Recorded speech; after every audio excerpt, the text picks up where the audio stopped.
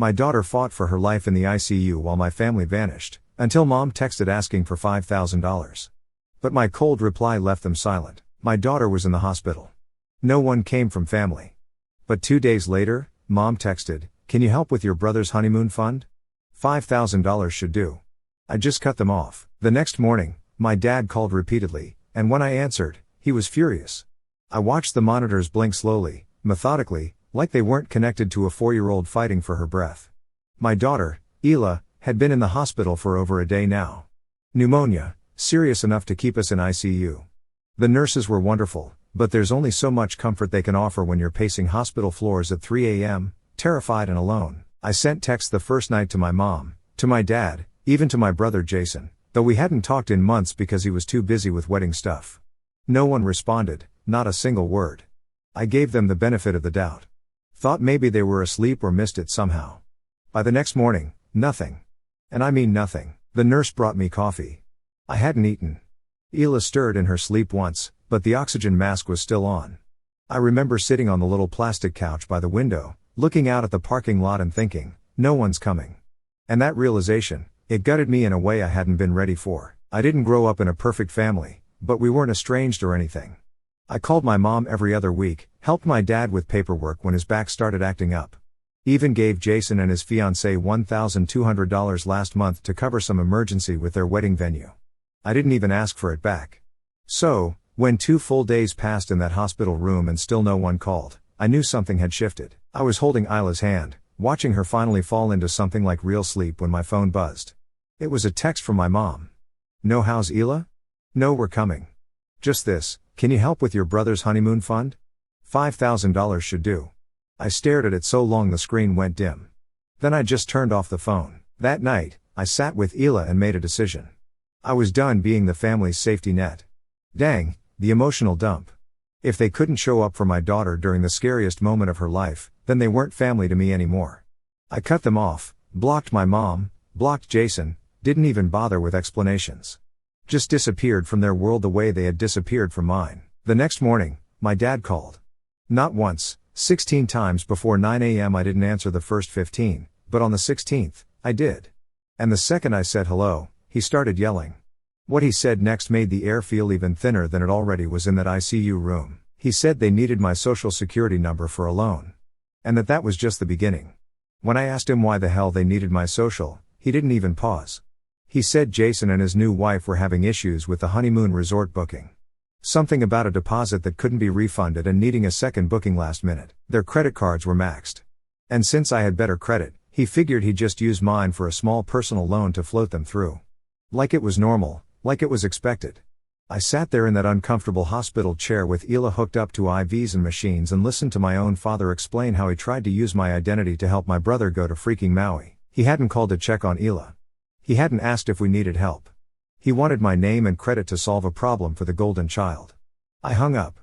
30 seconds later, a text came in from an unknown number. My dad again, using my mom's phone this time since I blocked him. It said something like, "Don't overreact. It's family. Jason's your brother." Then Jason called. I didn't pick up. Then his wife. I watched her name light up my screen like it had any right to be there. She left a voicemail something about how this whole thing is stressing everyone out, and if I cared about the family, I'd help. That was the moment it clicked. They had never seen Ela as family. They saw her as my burden. Me, I was the backup plan, the reliable one, the extra card in their hand. So, I did something I hadn't done in years. I called my grandparents. They lived just outside the city. My mom's parents. We used to be close when I was little before my parents gradually drifted away from them. I'd always assumed it was just because of age or distance. I told them about Ela, about the hospital, about everything, and they showed up. Within 2 hours, my grandpa walked into that ICU room with a soft blanket from their house and a hot lunch and a thermos. My grandma brought a little stuffed dog. She said Ela used to love it when she was a baby. They stayed the whole afternoon, held her hand, talked to her even though she was sleeping. Sat with me when I cried for the first time in 3 days. Meanwhile, my phone kept buzzing. My parents, Jason again. I ignored every call until later that evening when I got an email from a loan provider. It said my application had been denied due to suspicious duplicate attempts using matching personal information. My parents had already tried. They had filled out a loan application in my name. And when it got flagged, They'd had the nerve to call me and ask for my info so they could fix it. That was the moment I felt something shift, like the final string snapping. They hadn't just abandoned my daughter. They tried to commit fraud against me. And they still hadn't even sent a card or balloon or a voice note for Ela. I took a long look at my phone, then opened my camera roll, found the latest photo of Ela sleeping, and sent it to my mom with just one sentence. "You will never know her again." They thought I was bluffing. They had no idea what was coming. It took less than a week for everything to unravel. Ela got stronger. Her fever broke. Her breathing normalized. We were moved out of ICU into a recovery room, and every single day, my grandparents showed up with food, clean clothes, and stories about when I was her age. They didn't ask for anything. They just stayed. Meanwhile, my parents were spiraling. I didn't know at first. I wasn't checking anything from them, but my grandparents heard things. They still had some connections. A neighbor, a mutual friend at church, and little pieces started to trickle in. Turns out Jason's wedding had been financed almost entirely with borrowed money. My parents had taken out a personal loan months ago, probably assuming they'd pay it off with help from me, like always. When I cut them off and blocked their access, they tried to open another line of credit under my name. When that failed, they turned on each other. My mom accused my dad of being financially reckless. He blamed her for spoiling Jason like a damn prince. Jason, meanwhile, moved into their house with his new wife after the honeymoon fell through. They fought constantly. My dad lost his part-time contract work due to stress, and my mom was threatening to sell her car just to make a mortgage payment. It was happening faster than anyone expected. The second house, the one they were living in, technically belonged to my grandparents. I hadn't known that until my grandma told me over lukewarm tea in the hospital cafeteria. Years ago, they'd bought it as an investment and let my parents live there rent-free under the promise that they'd maintain it and take care of them in old age. That promise clearly meant nothing now. I guess my parents had been telling people I was helping cover the mortgage, too. My grandma looked genuinely heartbroken when she told me that. I hadn't paid a cent toward that house. Never even been asked. They just told people I had because I was supposed to. That was the role they'd given me in their little family story. When I removed myself, everything collapsed. Jason called me one night from a blocked number. I let it go to voicemail. His message was short. He said, "Thanks for ruining his life. That now everyone knew what kind of sister I was. That mom and dad were in a bad place because of me. That they'd probably lose the house." Then a pause and he added, "But I know your credit score, Jane. You're not going to get away from this forever." That voicemail, I saved it, then forwarded it to my grandparents. I didn't need revenge. It was already coming. I just didn't realize yet how far they'd actually go or how badly it would all end. The next time my phone buzzed, it was from the hospital's financial office. They wanted to confirm something. Apparently, someone had called pretending to be me, trying to update the billing address for Isla's hospital account. They gave my parents' home address and said all future bills should be sent there and that I'd be out of state for a while, but the hospital flagged it because the voice didn't match the recording they had on file. That and the person slipped up and said, "My granddaughter," when referencing Ela. It was my mom. They tried to reroute my child's medical bills, not to help pay them. Oh no. They made that clear in the message they left behind at the billing desk. They were trying to claim Ela on their insurance somehow fraudulently. Maybe they thought they'd get some kind of payout or coverage. I don't know what they were thinking. That was it for me. I called a lawyer. He said I didn't have a case strong enough for criminal charges, but I could file a formal fraud alert. I did. We locked down my credit, flagged all medical records. I listed my mom, dad, Jason, and his wife as unauthorized on everything. They couldn't call, email, or request a thing without setting off alarms. And then I went quiet, didn't post anything online. Didn't respond to anything from family. But I did one thing. I sent a certified letter to my grandparents' lawyer because they still had one on retainer from years ago and told him everything with evidence, screenshots, voicemails, a copy of the hospital report about the impersonation attempt. Within 4 days, my grandparents took over full control of the second house. And I found out something else. That house, the one my parents had been living in for over 10 years, was in my name. My grandparents had quietly transferred ownership to me 2 years ago just in case. They never told me. They were waiting until I was more stable. The only reason my parents hadn't known is because the mail was being sent to a P.O. box my grandma controlled. Smartest woman I've ever met. And so I made a decision. I gave them 30 days to vacate. No exceptions. They got the notice in person delivered by someone from the lawyer's office. Jason called me screaming. His wife sent me a message that just said, "You're evil." My mom finally texted not to say sorry, not to ask about Ela, but to beg me to reconsider, punishing them for a misunderstanding. Then came the final card they tried to play. They showed up at my grandparents' house unannounced. It was a Saturday. Ela was playing with chalk on the patio. My dad walked right past her without saying a word. My mom had tears in her eyes. Jason stood behind them like some kind of backup muscle. My grandpa stepped outside. He told them to leave. They didn't. So my grandma came out holding a manila envelope. She handed it to my mom. Inside copies of every debt they'd secretly taken out in my name, flagged and frozen now, plus a statement of the house transfer. Then she said one sentence, just one, and whatever it was, I wasn't close enough to hear. It shut my parents up cold. They turned around and walked off the property. That was the last time they ever stepped foot near us again. But it still wasn't over, not yet. After they left my grandparents' house, it got quiet for maybe a week. I think they were scrambling, desperate. I could almost feel it, like a pressure in the air, like something waiting to explode. I started double-checking the locks at night, kept Ela close. I didn't know what they were capable of anymore. And then the letter came, not from them, from a debt collection agency. They had tried one last time to take out a loan using my info, but this time they tried to list me as a co-signer.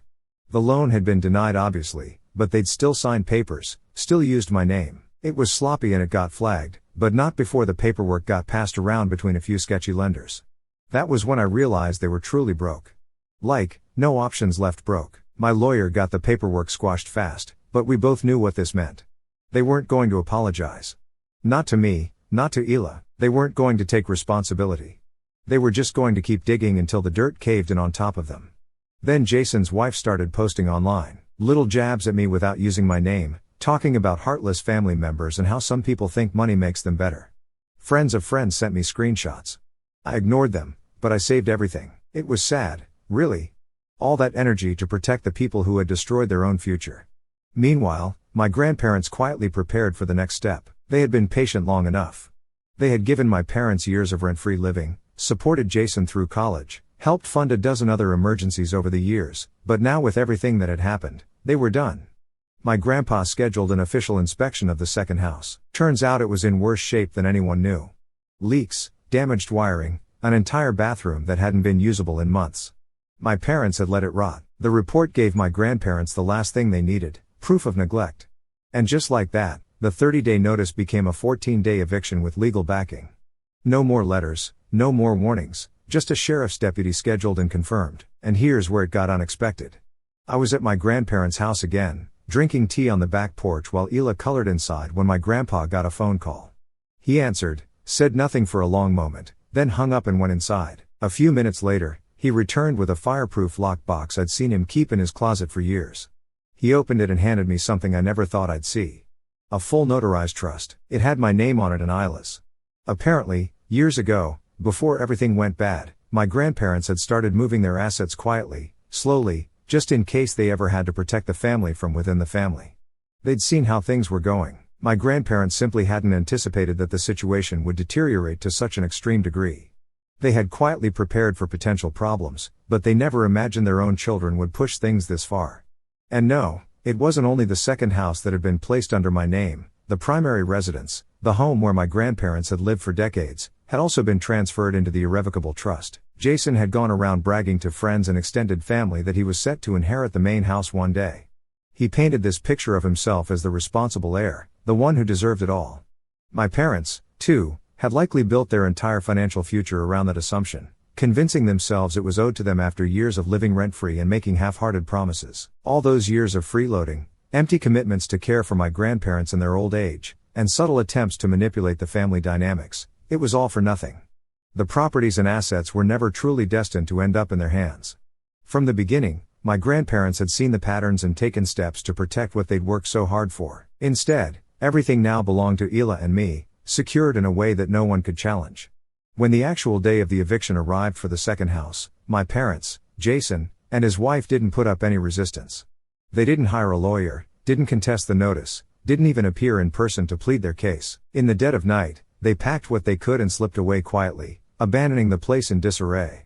They left behind overflowing trash bags scattered across the floors, a smashed television screen cracked in the living room, and an overwhelming stench of neglect and resentment that lingered in every room. There were no apologies offered, no phone calls to explain or beg forgiveness, no handwritten letters expressing remorse, just a heavy, unbroken silence that spoke volumes. Yet the very next morning, my grandma brought a sense of closure and normalcy that made the finality sink in.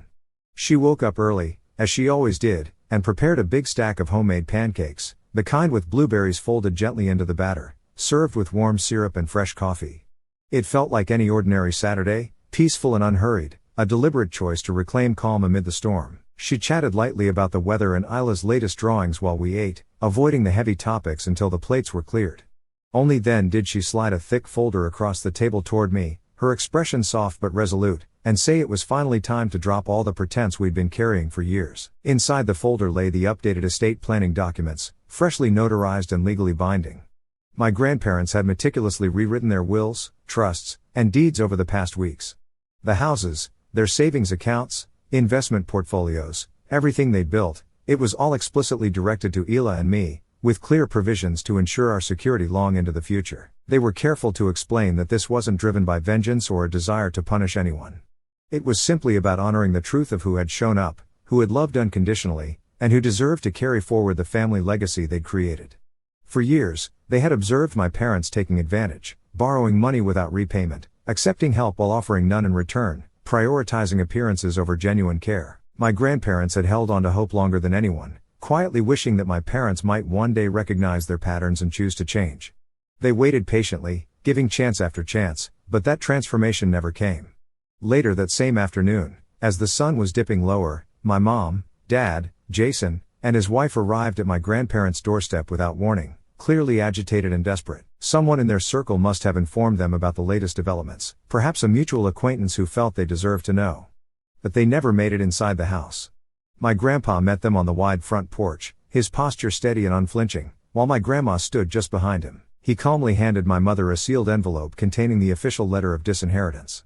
It spelled out in unambiguous legal language that they had been removed as beneficiaries from every aspect of the estate. There were no loopholes, no remaining claims, nothing left for them to dispute or fight over in court. Jason couldn't contain his rage. He erupted immediately, shouting accusations of betrayal and injustice. He ranted about how he and my parents had built the family, how they'd sacrificed and contributed in ways no one appreciated. My grandma remained composed, listening without interrupting until he paused for breath. Then, in a voice that was quiet yet carried unmistakable finality, she looked directly at them and said, "You turned your backs on Jane and little Ela the moment they needed you most.